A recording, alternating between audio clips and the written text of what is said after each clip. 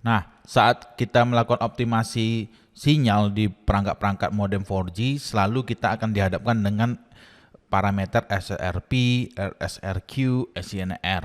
Nah, selalu yang jadi pertanyaan kita tuh, apalagi kalau kita baru melakukan optimasi sinyal, berapa sih ratio atau nilai yang bagus untuk RSRP, RSRQ, SNR. Nah, sebelumnya teman-teman harus tahu ya bahwa ini adalah parameter untuk 4G. Jadi RSRP ini adalah parameter, nilai-nilai parameter ya. Nilai-nilai parameter 4G. Nah, kalau dia 3G dia beda lagi. Dia 3G dia beda lagi. Sebenarnya kalau kita mau lihat acuan 4G, itu yang paling bagus itu Teltonika. Brand ini memang salah satu keunggulannya di bidang 4G ya. Dulu Citra Web yang distributor resmi MikroTik itu Citra Web ya. Nah, dulu pernah masukin Teltonika ini, cuman kurang laku aja. Makanya sekarang mungkin sepertinya kayaknya kurang banyak peminat ya untuk produknya Teltonikanya. Tapi kita bisa belajar dari wikinya Teltonika mengenai jaringan-jaringan GSM ini karena mereka salah satu yang terlengkap wikinya. Nah, ini untuk teman-teman yang masih pakai 2G ya. 2G itu dia indikatornya hanya RSSI aja.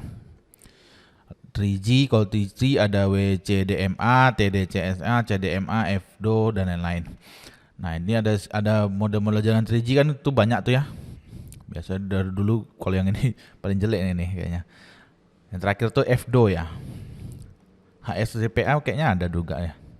Nah, kalau di 3G itu ada RSRI, ACIO, RSCP gitu. Nah, berbeda kan?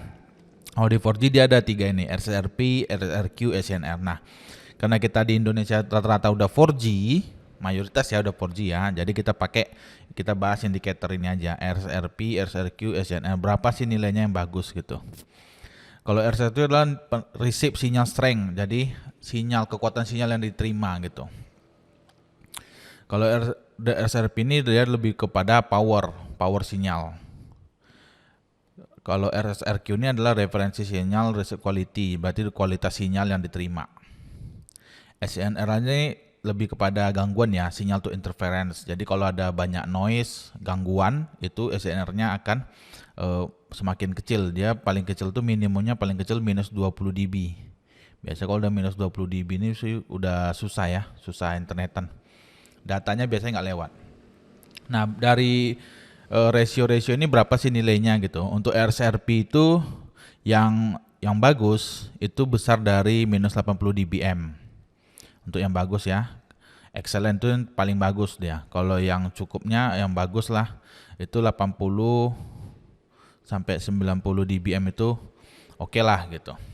Jadi ini semakin gede ya. Kalau yang jelek itu dia fire to pure, reliable data speed may be attached, may be original. Minus 90 dBm to 100 dBm itu makin jelek. Kalau dia kecil sama dengan minus 100 berarti udah di atas 100 itu berarti dia nggak ada sinyal gitu. Nah, untuk RSRQ yang besar itu besar sama dengan 10 dB itu excellent.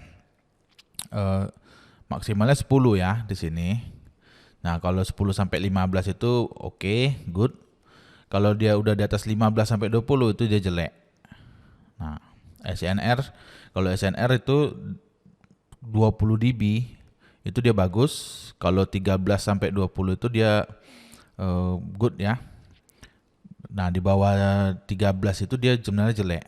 Bayangin tuh, di bawah 13 tuh sebenarnya jelek SNR itu. Sementara kalau kita lihat kan di Indonesia tuh rata-rata di bawah itu kan. Jadi memang nggak salah kalau banyak orang bilang 4G kita rasa 3G gitu. Jangan ngambek ya orang operator. Karena memang hal itu terjadi gitu kan di banyak daerah. Rata-rata ya 4G kita itu rasanya 3G gitu. Paling yang dapat bagus-bagus itu di kota-kota besar. Tapi kalau kemarin waktu saya di Jakarta ya, waktu di Jakarta saya coba juga Pak kacau balau juga tuh 4G-nya waktu di Jakarta. Saya cobanya dekat daerah Jakarta Utara ya. Saya coba kacau juga tuh. Makanya mereka mungkin udah mulai beralih ke 5G ya. Karena 4G-nya pun udah crowded, udah kacau gitu. Nah, untuk kita di daerah-daerah itu biasanya masih ada 4G-nya yang 1800 ya. Harapan kita nanti kalau nanti di kota-kota udah upgrade 5G, nah 4G-nya biar aja dipakai di daerah gitu. Sehingga di daerah itu ada 4G dengan band 2300 dan 1800. Nah, ini kalau bisa dijadi 2CA atau 3CA nantinya di lokasi kita itu di daerah akan semakin bagus. Nanti teman-teman bisa baca ya. Nanti saya akan taruh link wikinya, wiki Teltonika Networks. Nanti kalau teman-teman ada pertanyaan, silahkan tulis kolom komentar. Nanti kalau yang di wiki Teltonika ini agak sulit dimengerti, mudah-mudahan kami ada waktu nanti akan bikin artikelnya. Nanti akan kami publish di Meet Teknologi ya, meetteknologi.com. Nah, di sini teman-teman bisa belajar masalah jaringan, server dan lain-lain. Nanti ada tombol share ya di sebelah kanan ini. Teman-teman bisa cek aja misalnya Telkomsel Orbit atau LHG misalnya gitu kan. Nah, ini ada artikel-artikel terkait dengan Mikrotik LHG LTE gitu. Nanti teman-teman salah satu rujukan ya. Rujukan untuk belajar-belajar jaringan bisa di meetteknologi.com. Nanti kalau ada teman-teman pertanyaan, kami akan berusaha untuk menjawab ya. Kalau nanti dibutuhkan untuk dibikin versi Indonya untuk yang masalah sinyal ini, kami akan coba bikin artikel versi Indonesianya. Tapi tetap rujukan kami di Wiki Teltonika karena memang Wiki Teltonika ini sangat-sangat lengkap dan menurut kami sudah sangat mudah dipahami gitu. Oke, demikian ya. Semoga indikator-indikator sinyal ini dapat membantu teman-teman yang sedang optimasi sinyal, sedang memasang antena dan lain-lain. Semoga dapat sinyal yang bagus, kualitas bagus, sehingga mendapatkan internet yang cepat, stabil, dan bisa untuk digunakan oleh keluarga Anda. Oke, sampai ketemu lagi di video lainnya. Thank you guys.